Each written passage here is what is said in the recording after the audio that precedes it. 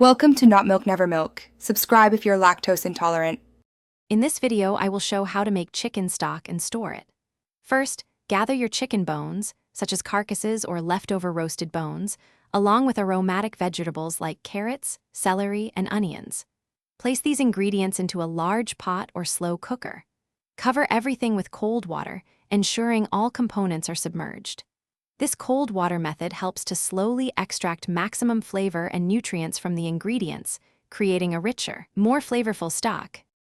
Once your ingredients are covered, bring the pot to a gentle simmer, never a rolling boil, and maintain this low heat for at least 4 to 6 hours.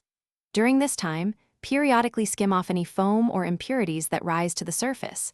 This step is crucial for a clear stock. After simmering, carefully strain the entire contents through a fine mesh sieve or colander lined with cheesecloth, discarding all solids. You are left with a beautiful, golden liquid. After straining, it is vital to cool your chicken stock quickly to prevent bacterial growth. You can do this by placing the pot in an ice bath or dividing the stock into smaller, shallow containers. Once cooled to room temperature, refrigerate the stock for several hours or preferably overnight.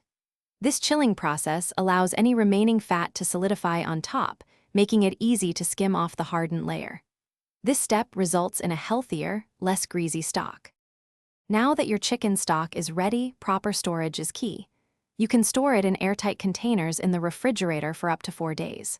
For longer preservation, freeze the stock in smaller, usable portions, such as in ice cube trays or freezer-safe bags.